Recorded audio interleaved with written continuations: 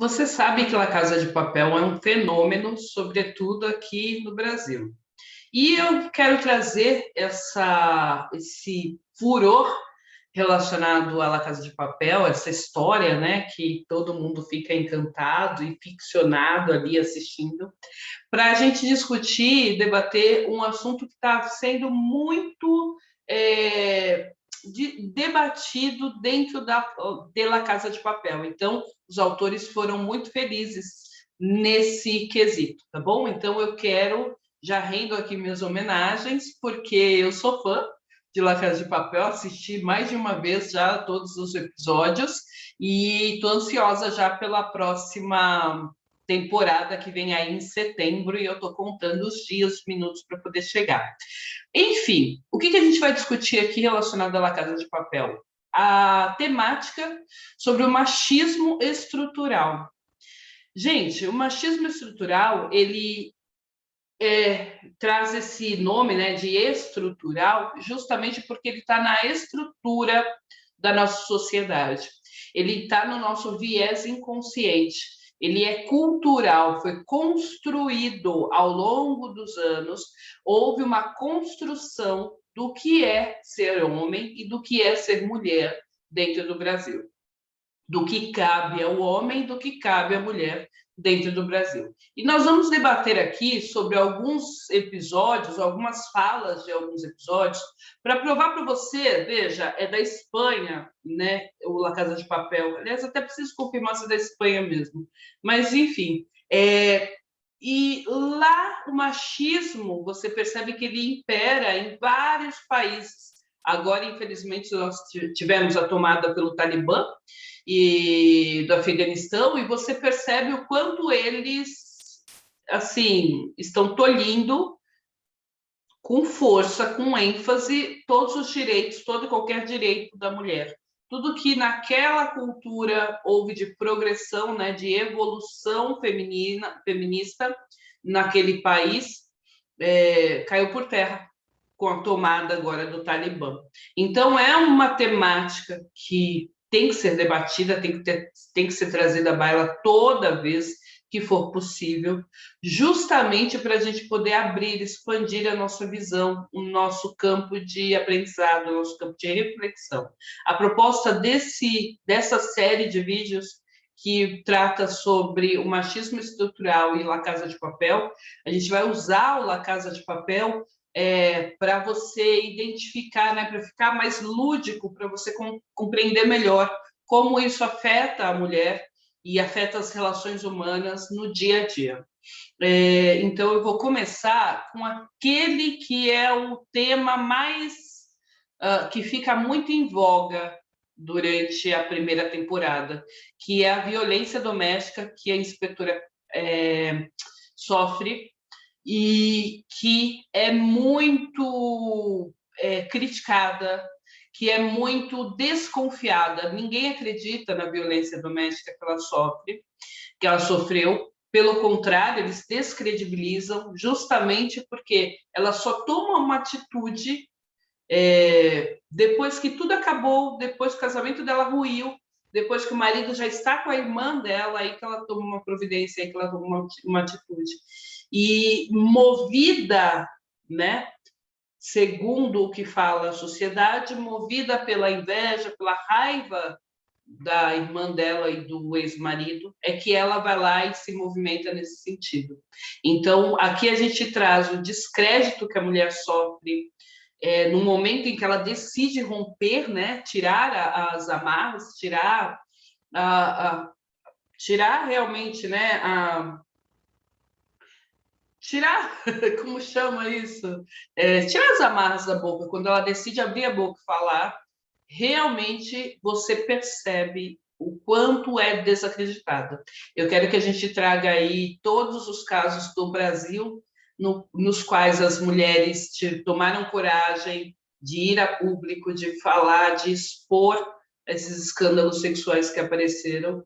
E, um a um, sempre a pergunta que foi feita, ou que ficava nas entrelinhas, ou que ficava subentendido e o que você fez para causar isso, né? É como se a mulher não apanhasse à toa, ela apanhou porque ela deu causa. E quando a inspetora faz esse depoimento, esse relato agora para o professor, é um relato, é uma das cenas mais bonitas que eu vi no La Casa de Papel e mais fortes, porque é uma cena muito real, muito real.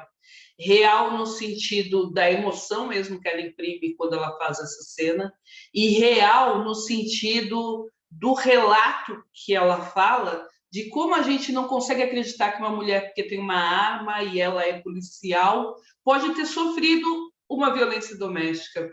E terceiro, como que ela demorou tanto, né? Sendo uma pessoa expansiva, que tem o conhecimento técnico, jurídico até, por que e como ela demorou tanto para abrir a boca, para falar, para gritar, né? Para denunciar. Então, observe esse detalhe aqui e depois me conta o que você achou, o que... Peraí, deixa eu primeiro conseguir fazer... deixa eu ver se eu vou conseguir aqui. Depois você me conta o que você achou. Se inscreve no canal, ativa o sininho, porque senão o YouTube não te entrega.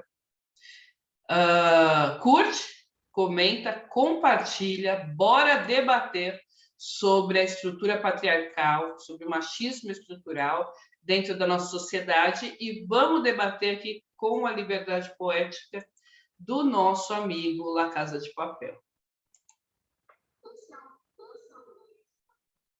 Espera aí que eu estou trazendo. Só um instante. Os últimos números da violência doméstica que vem aumentando a cada dia. Eu peço que vocês tenham atenção a esse vídeo, que é de utilidade pública, justamente para desmistificar o perfil de mulher que apanha, o perfil de mulher que sofre relacionamento abusivo, principalmente para que vocês fiquem atentas aos sinais que as pessoas dão no início do relacionamento e, sobretudo, não se calem. Sobretudo, vocês não estão sozinhas. A gente está unida uma pela outra, sempre. Esse trecho ele é extraído do episódio da primeira temporada, do episódio 4 da La Casa de Papel, e é uma denúncia, é um depoimento muito rico que vale a pena a gente prestar atenção. Por gentileza, ouçam.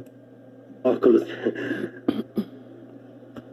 Me desculpe, eu não podia brincar desse jeito, foi uma péssima. Não tem problema. Eu peço desculpas, é que eu olho pra você e... eu não entendo. Não é como eu imagino que seja uma... Uma o quê? Uma mulher maltratada? Porque eu tenho uma arma? Olha, a realidade é que não começa com um tapa. Se fosse assim, ninguém ficaria com um homem violento. Ao contrário, é que você se apaixona por um homem que é encantador, inteligente, que faz você se sentir o centro do universo. E quando ele pede para mudar a sua foto de perfil para colocar a da sua filha, você acha até bonitinho.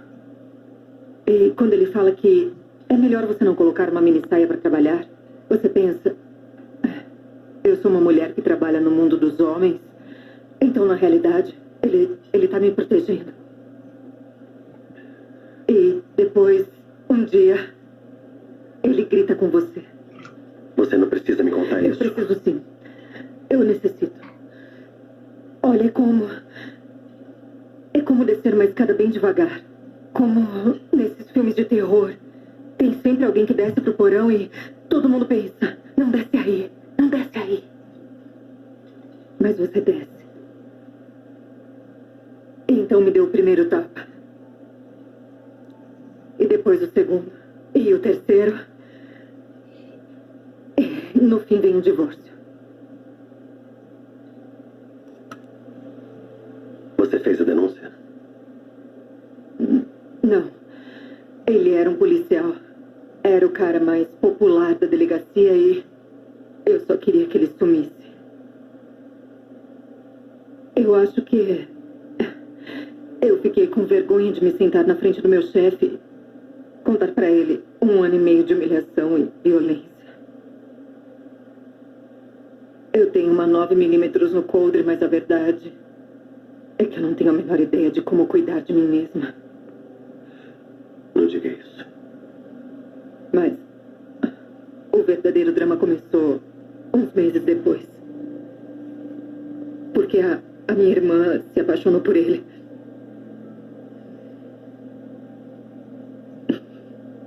Então, eles começaram a sair e a viajar e daí eu fiz a denúncia. Tardia e sem provas.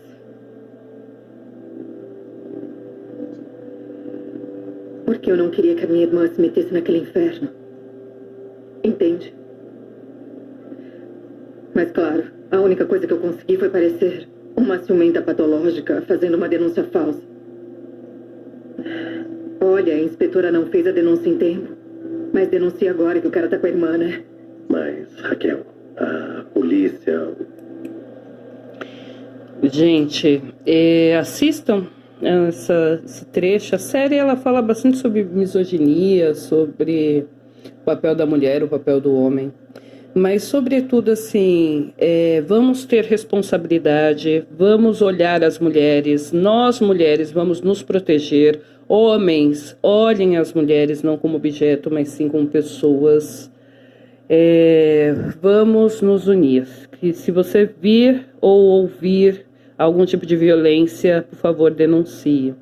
Mulher, se você precisar de ajuda, também denuncie. 180, não vamos nos calar, não vamos nos calar, não vamos nos calar. Sempre juntas, uma pelas outras. Obrigada. Fernanda Ferreira, reverbera comigo. Obrigada. Eu quis trazer para você esse vídeo, inclusive, ele está no meu canal, tá? Se você for lá no meu canal e digitar na pesquisa do meu canal interna, né? Digitar lá La Casa de Papel, você vai encontrar esse vídeo.